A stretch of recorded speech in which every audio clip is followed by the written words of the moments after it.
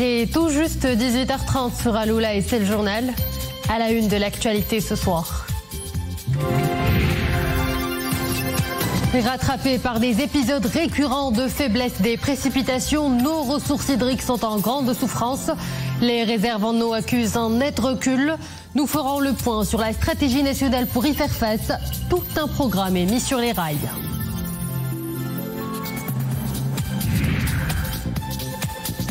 Une des régions où le stress hydrique est endémique, c'est Souss-Massa. Depuis des années, ces plaines sont asséchées et les hommes de la terre accusent de grandes pertes, liées notamment à la baisse des retenues d'eau des principaux barrages.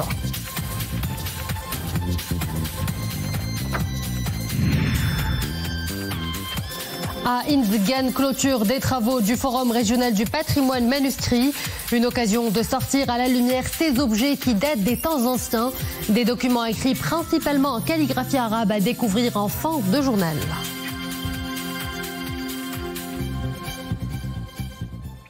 Bonsoir à tous. Message de condoléances de Sa Majesté le Roi aux membres de la famille de feu Maître Abdelaziz Benzakour. Le souverain affirme avoir appris avec grande peine et profonde affliction la nouvelle du décès de Maître Abdelaziz Benzakour. En cette circonstance douloureuse, Sa Majesté le Roi a exprimé aux membres de la famille et proches du défunt ainsi qu'à sa famille du milieu des droits humains et de la politique nationale ses vives condoléances et ses sentiments sincères de compassion suite à cette perte cruelle. Le souverain a salué les qualités humaines nobles du défunt, ses compétences, son expertise de haut niveau dans les domaines juridiques et des droits humains, sa forte mobilisation au service de l'intérêt public et de la défense des causes justes de la patrie et du citoyen au sein de différents organismes et instances des droits de l'homme, tels que l'instance d'équité et réconciliation, le Conseil consultatif des droits de l'homme et l'institution du médiateur où le défunt avait contribué en toute abnégation, intégrité et responsabilité à la consécration des valeurs de citoyenneté, de l'État et de droit. Stress hydrique et importante pénurie d'eau, le phénomène affecte près d'un quart du globe, une situation alarmante qui met en péril nos ressources hydriques. Cela fait 3 ans déjà que le Maroc fait face à un sévère déficit pluviométrique, conséquence pénurie d'eau potable et d'irrigation. Pour pallier à cette situation et gérer de façon optimale les ressources hydriques nationales, le Maroc peut compter sur une stratégie proactive portée par une vision royale en la matière. Mohamed Louahibi et Mariam Missi. 21 mm seulement, c'est le timide volume de pluie relevé en 90 jours. Une sécheresse hivernale inédite, conjuguée à des températures à la hausse. Le constat est sans appel, le Maroc traverse sa sécheresse la plus extrême depuis plus de 3 décennies. La problématique fait l'objet d'un programme de lutte diligenté, selon une vision royale anticipative. S'agissant de la gestion des ressources hydriques qui requièrent davantage de rigueur et de vigilance, nous avons veillé à l'élaboration du programme national pour l'approvisionnement en eau potable et d'irrigation 2020-2027. Nous appelons à cet égard au suivi minutieux de toutes les étapes de mise en œuvre de ce programme. D'ailleurs, nous ne tolérons aucune forme de mauvaise gouvernance, de mauvaise gestion ou d'exploitation anarchique et irresponsable de l'eau. Moins consommer pour mieux produire, le souverain insiste sur l'usage intelligent des eaux dans différents secteurs de l'économie et en appelle à la responsabilité citoyenne.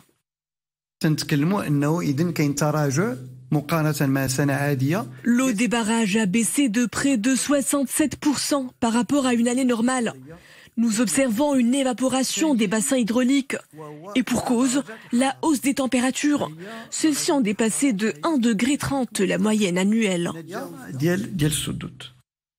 Des indicateurs en rouge qui imposent un nouveau mode de gouvernance hydrique. Dessalement de l'eau de mer, réutilisation des eaux usées et autoroute de l'eau entre les bassins de Sebou et Bourg-et-Greg. Une efficacité hydrique indispensable pour renverser la vapeur face à l'une des pires périodes de sécheresse de l'histoire du royaume. Et malgré les mesures de restriction prises par les autorités face au manque des précipitations qui s'accentue d'année en année, la situation se dégrade de jour en jour pour les agriculteurs. Une situation particulièrement critique dans la région Souss-Massa où la baisse des retenues d'eau des principaux barrages est de plus en plus inquiétante. Avec Nesrine Aouzdar. Ouled Teima, province de Taroudant. Dans cette exploitation agricole, on cultive les tomates, les poivrons et les oranges. Tout au long du cycle de la culture de ces plantes exigeantes, l'irrigation se fait au goutte à goutte. Si la technique fait ses preuves, les ressources hydriques font cruellement défaut. Pour la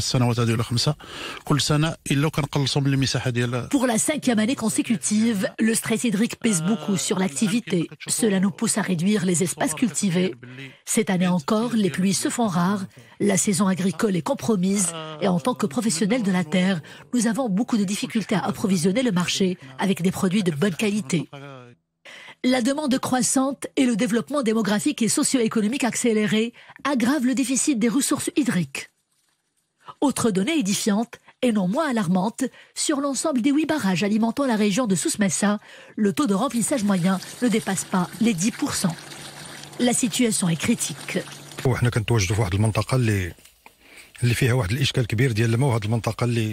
Nos terres sont situées dans une zone où la problématique du manque d'eau ne cesse de s'accentuer. Avant, on arrosait nos terrains avec l'eau du barrage d'Aoulouz, aujourd'hui presque à sec.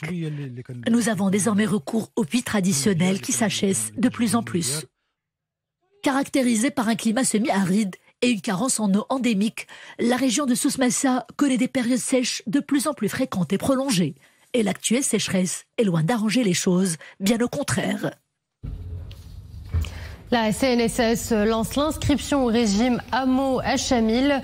La Caisse de sécurité sociale informe toutes les personnes n'exerçant aucune activité rémunérée ou non rémunérée et capables de s'acquitter des cotisations à l'AMO qu'elles peuvent s'inscrire au régime facultatif Amo Hachamil à partir de début janvier 2024.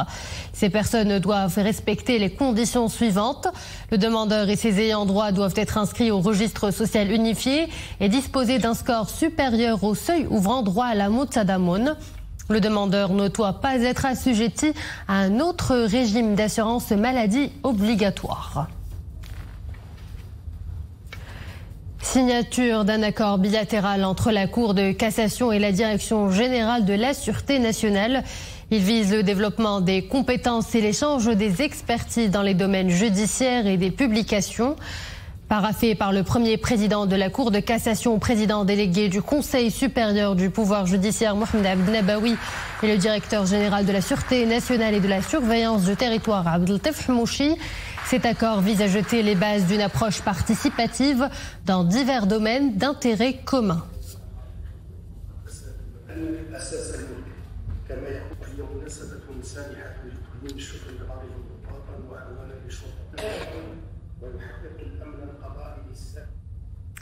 Chute de neige au-delà de 1700 mètres et rafales de vent localement fortes de jeudi à vendredi dans plusieurs provinces du royaume.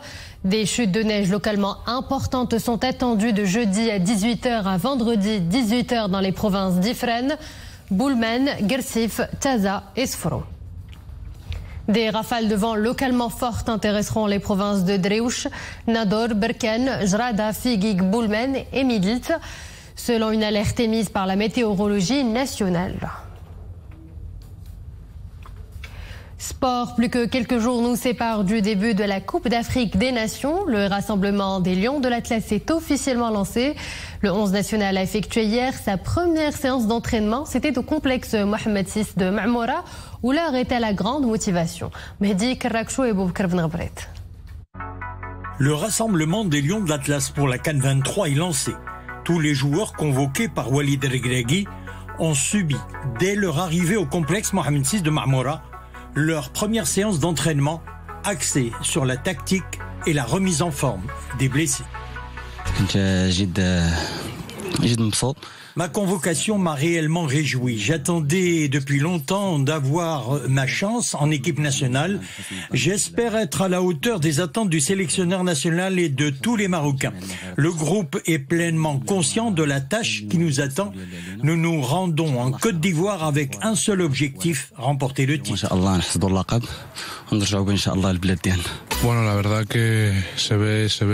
Nous avons beaucoup d'espoir et nous affichons une grande volonté d'aller remporter le titre.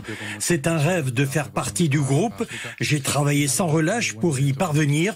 Je me sens heureux d'être ici. Avant de s'envoler pour la Côte d'Ivoire, les Lions de l'Atlas joueront un match amical contre la Gambie. Ça sera dimanche 7 janvier. Les Lions de l'Atlas évolueront dans le groupe F aux côtés de la Tanzanie, de la RDC et de la Zambie.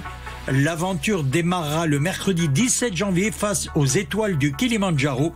Tous les matchs se joueront au stade Laurent Pokou, situé dans la ville de San Pedro. Pour allier la Côte d'Ivoire et aller encourager les Lions de l'Atlas, certains n'ont pas choisi la facilité. C'est le cas de la pilote marocaine Afaf Hamdoun. Elle va parcourir plus de 18 000 km sur sa moto pour être sur place le jour J, celui du début de la CAN 2024, et accompagner jusqu'au bout avec passion les Lions de l'Atlas. Raïma Blouchi et Dominique Orlando. La route et les kilomètres ne lui font pas peur, c'est même exactement cela qui l'anime depuis déjà une bonne dizaine d'années. Afaf Hamdoun aime les défis et s'est installée fièrement sur sa moto qu'elle compte les relever. En premier lieu pour inciter et encourager les autres femmes aventurières comme elle à se lancer si telle est leur vocation.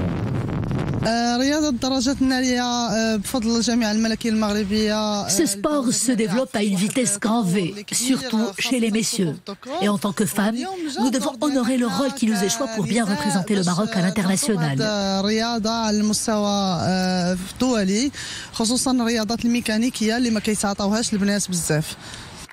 Et pour débuter l'année 2024 en fanfare, c'est désormais vers la Côte d'Ivoire qu'elle se dirigeait dès ce dimanche pour un voyage qui devrait avoisiner les 20 000 kilomètres.